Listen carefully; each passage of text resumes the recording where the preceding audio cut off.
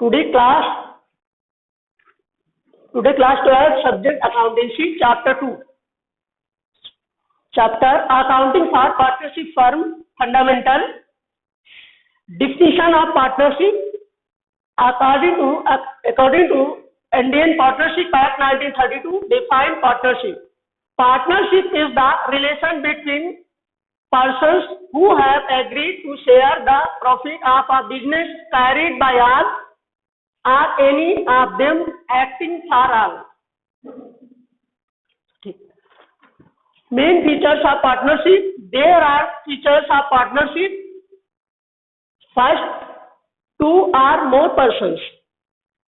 There must be at least two persons of form partnership sections 464 of Indian Companies Act 2013 restrict the number of partners to 50.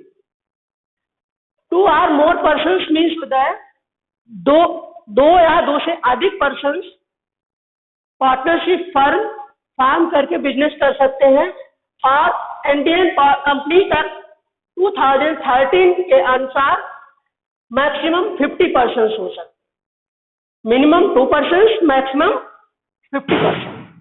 Third, second है agreement. The agreement can be either oral or in the writing. The agreement forms the basis of mutual rights and duties of partners.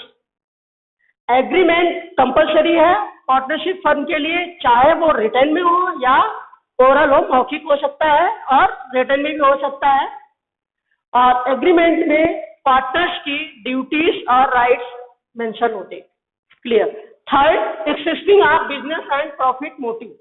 Partnership can be formed for the purpose of carrying some business with the intention of earning profit, and such business must be legal. Business profit motive होना चाहिए, profit purpose से किया जाएगा और वो legal होना चाहिए. अर्थात business must be legal means होता है कि ऐसा बिजनेस जो सरकार द्वारा करने के लिए अलाउ हो, जो बिजनेस कर सकते हैं, जो बिजनेस प्रोहिबिटेड है गवर्नमेंट के द्वारा, उस बिजनेस को पार्टनरशिप फर्म में नहीं कर सकते. क्लियर है. नेक्स्ट आता है fourth, sharing profit. The agreement between partners must be purpose of sharing profit of business. Business का मेन पर्पस प्रॉफिट मोटिव होगा, प्रॉफिट ऑफ शेयरिंग प्रॉफिट होगा पार्टनर्स के बीच में.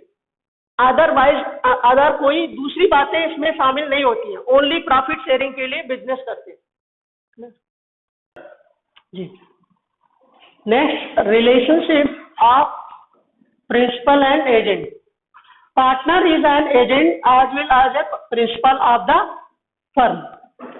जो पार्टनर है जी, पार्टनर जो है एज ए प्रिंसिपल भी है फर्म का और एजेंट भी है.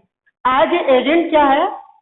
As agent, he can bind other business his act. जो बिजनेस के एक्ट हैं उनके एक्ट से हर पार्टनर बंधा हुआ है. As a principal himself can be bound by the act of other partners. और प्रिंसिपल में है कि एक पार्टनर दूसरे पार्टनर के एक्ट से बंधा हुआ. वो अगर कोई एग्रीमेंट कर लेता है तो अदर पार्टनर को एग्री होना होगा. क्लियर. नेक्स्ट है business carried on by all or any of them acting for all. It means that each partner can be participate in the conduct business and each partner is bound by the act of other partners in respect to the business of the firm. इसका मतलब है कोई एक partner अगर कार्य कर रहा है फर्म के लिए तो वो सभी पार्टनर के लिए काम कर रहा है, और सभी पार्टनर जो काम कर रहा है, कोई और पार्टनर काम कर रहा है तो दूसरे पार्टनर के लिए काम कर रहा है. सब एक दूसरे के पर बाउंड है. इट मीन्स अगर किसी पार्टनर के द्वारा कोई लॉस हो जाता है तो वो सभी पार्टनर का लॉस माना जाएगा, उसका इंडिविजुअल लॉस नहीं माना जाएगा. या एक पार्टनर कोई प्रॉफिट अर्न करता है बिजनेस कैरिंग करते हुए तो उसको भी उस प्रॉफिट में सभी पार्टनर की हिस्सेदारी होगी, सिर्फ उसके लिए नहीं है वो प्रॉफिट. नेक्स्ट है no separate existence. A partnership firm has no separate existence from the members. It means होता है एक्सिस्टेंस, जो फर्म है वो पार्टनर से अलग नहीं है और पार्टनर फर्म से अलग नहीं है. दोनों एक दूसरे से जुड़े हुए हैं, उनको सेपरेट नहीं किया जा सकता। क्लियर है? नो सेपरेट एक्सिस्टेंस मीन्स होता है partners of firm has no separate existence from its member.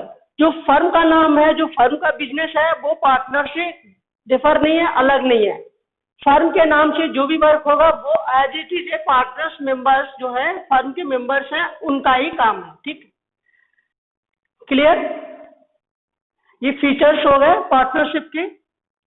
ठीक है, नेक्स्ट आपका है एग्रीमेंट होता है। पार्टनरशिप डीड रिटर्न में एग्रीमेंट होता है और ओरल में कौन से रूल लागू होंगे। रिटर्न जो डीड होती है, डीड में तो लागू है, जो लिखा हुआ है वही रूल्स लागू होंगे। बट कभी कभी साइलेंट जब डीड होती है, डीड नहीं होती है, ओरल कमिटमेंट पार्टनर्स के बीच होता है, वहां पर ये 6 रूल एप्लीकेबल होते हैं। Rule applicable in the absence of partnership deed. जहां पे पार्टनरशिप डीड नहीं है वहां पे कौन से रूल लागू होंगे? जहां पे रिटर्न एग्रीमेंट नहीं है, अर्थात ओरल एग्रीमेंट है, मौखिक उनका जो समझौता हुआ है पार्टनर्स में, वहां पे ये 6 रूल लागू होते हैं। The partnership deed is silent on of the certain points of following provision partnership act 1932 will be applicable.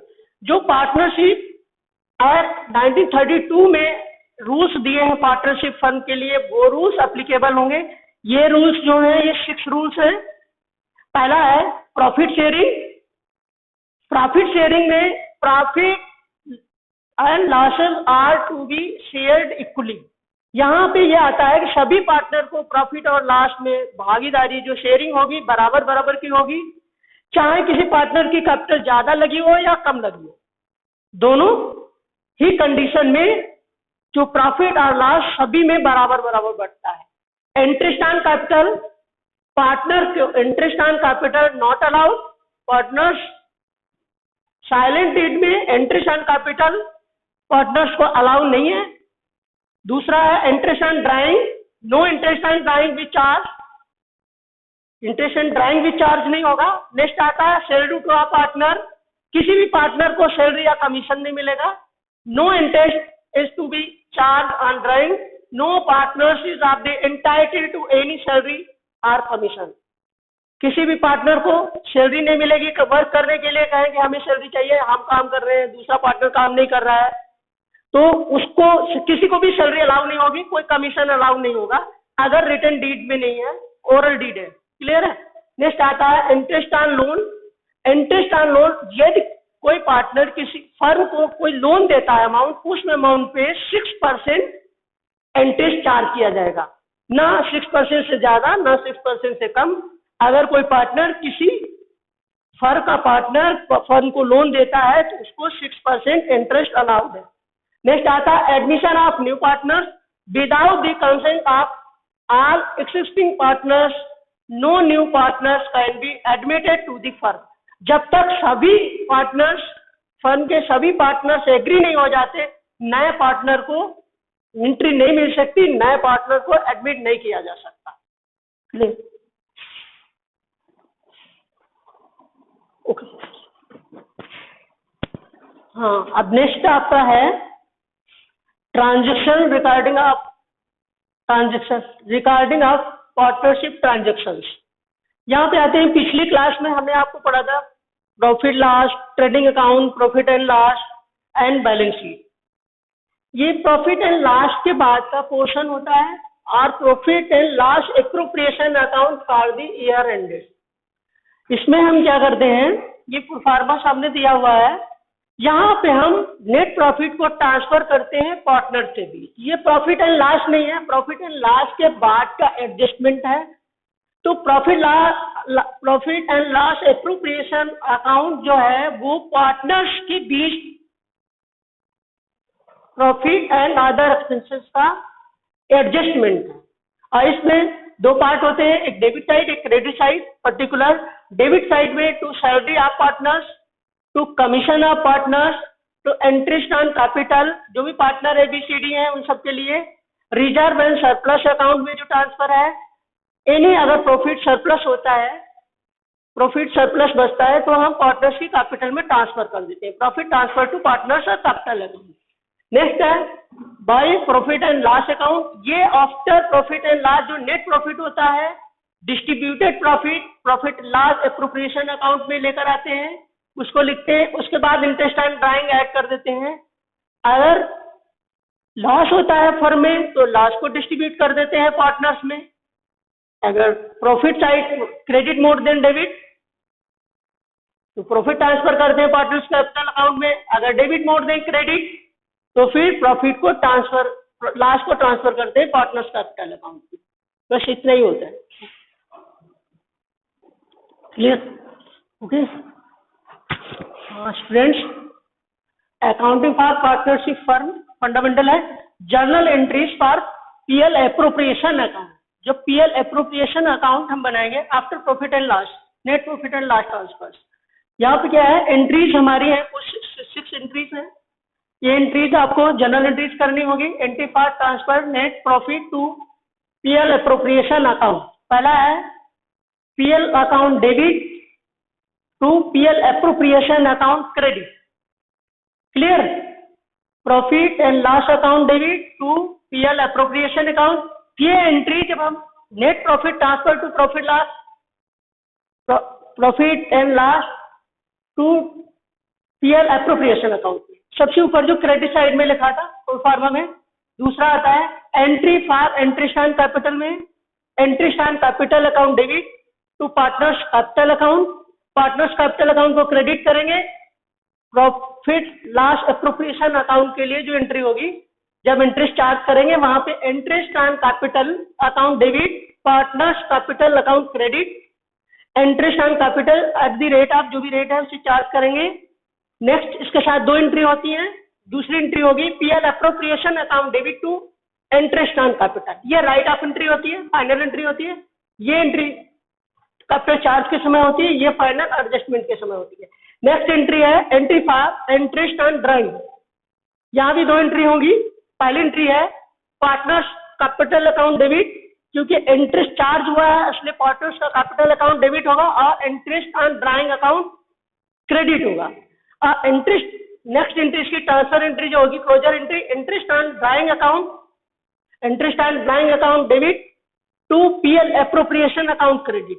PL appropriation में आपने देखा होगा राइट साइड में क्रेडिट साइड में इंटरेस्ट एंड ड्राइंग पड़ा हुआ है। ये फर्म का प्रॉफिट होता है और पार्टनर्स का एक्सपेंडिचर होता है। यहाँ पे फर्स्ट एंट्री में इंटरेस्ट एंड कैपिटल पार्टनर का प्रॉफिट होता है और फर्म का एक्सपेंडिचर होता है, इसलिए रिवर्स एंट्री नेक्स्ट आती है। फोर्थ एंट्री फॉर सैलरी और कमीशन पेबल टू पार्टनर। अगर पार्टनर्स को सैलरी अलाउ की गई है या कमीशन अलाउ किया गया है तब एंट्री क्या होगी, प्रॉफिट वाले प्रोविजन में पार्टनर सैलरी और commission account debit to partners capital, क्योंकि इसमें पार्टनर का प्रॉफिट है कैपिटल में ऐड हो जाएगी जितनी सी सैलरी और कमीशन मिलेगा, इसलिए पार्टनर कैपिटल अकाउंट क्रेडिट किया गया है। क्लियर? नेक्स्ट है इसकी भी डबल एंट्री होगी। पीएल एप्रोप्रिएशन अकाउंट डेबिट होगा, partner salary and commission account credit होगा। इस प्रकार partner salary and commission account right of हो जाएगा, क्लोजर एंट्री कहलाती है। नेक्स्ट एंट्री है आपकी entry for transferring part of profit to reserve. Suppose करते हैं मैक्सिमम अधिक प्रॉफिट आया है तो पार्टनर चाहते हैं भविष्य में फर्म को कोई सैकिंग हो वहां पे उसको कुछ रिजर्व रख लिया जाए, तो प्रॉफिट नेट प्रॉफिट का सम पार्ट हम रिजर्व में ट्रांसफर कर लेते हैं। उसकी एंट्री है पीएल एप्रोप्रिएशन अकाउंट को डेबिट करेंगे, क्योंकि पीएल एप्रोप्रिएशन का जो सरप्लस है उस अमाउंट को डेबिट करेंगे टू रिजर्व अकाउंट क्रेडिट करेंगे, रिजर्व अकाउंट में ट्रांसफर कर देंगे। Profit transfer to reserve. Next है सिक्स एंट्री, ये क्लोजर एंट्री है। पीएल एप्रोप्रिएशन सरप्लस अगर है तो हम क्या करते हैं, पीएल एप्रोप्रिएशन अकाउंट को डेबिट करेंगे। सरप्लस जो प्रॉफिट ट्रांसफर किए थे वहां पे पीएल एप्रोप्रिएशन अकाउंट में प्रोफार्मा में आपने देखा होगा, वो आप पार्टनर्स कैपिटल में ट्रांसफर कर देंगे। क्लियर है? नेक्स्ट अगर लॉस होता है तो वाइस वर्सा है, लॉस में पार्टनर्स कैपिटल अकाउंट डेबिट हो जाएगी और पीएल एप्रोप्रिएशन अकाउंट क्रेडिट हो जाएगा। जितने से लॉस होगा ये पार्टनर्स उस कैपिटल को लाएंगे, एप्रोप्रिएशन को क्रेडिट करेंगे या पार्टनर की कैपिटल जो है रिड्यूस हो जाएगी। क्लियर? ओके।